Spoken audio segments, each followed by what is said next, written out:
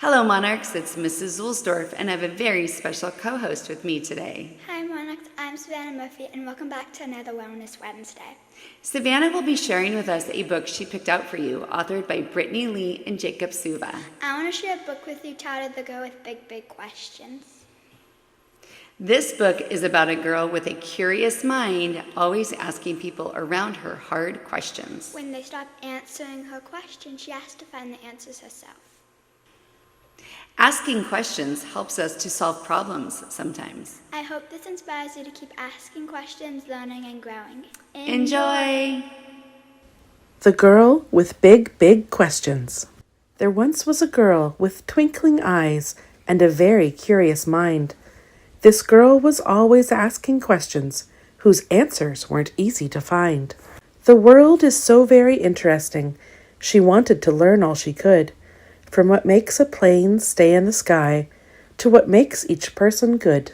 Her days were filled with adventures galore, since her mind was so full of wonder. How long can a turtle stay in its shell? Why does lightning come before thunder? Why can't people live on the moon? What happens to stars when they fall? When will you let me stay up all night? Why even have bedtime at all? What does the dog do while I'm at school? Hey, how is the whole world made? And why do we have big hearts that can feel hurt and upset and afraid? Could I fly if I got a good running start? The nearest volcano is where? Are monsters real? What's Spanish for blue? Is it okay to cut my own hair? From the moment she opened her eyes for the day to the time she was tucked into bed, she'd ask and ask and ask and ask every question that popped in her head. At first her neighbors, teachers, and friends tried to answer her wonder-filled mind, but after a while their encouraging smiles were replaced by the rolling of eyes. She noticed her questions were making them tense, and one day her class hit their limit. After she asked a dozen things about clouds, the class hollered, "Please stop, just quit it."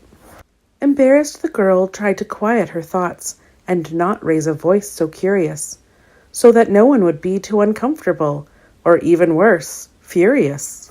But one day she found the nest of a bird, built low and exposed near the ground. Why would a nest not be in a tree? She wondered and then looked around. She was all by herself, with no one to ask, so she ran to the library shelves. She read about cities and the lack of safe places for birds to build nests for themselves. Like hunting for treasure, she searched and learned more answers that made her frown. With an urgent report, she announced to her class, "There are not enough trees in our town."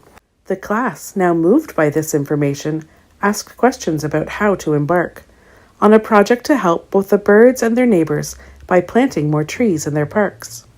The girl knew then that big questions are good, and answers aren't just things to know. They are things to discover alongside each other. Asking questions is how we all grow.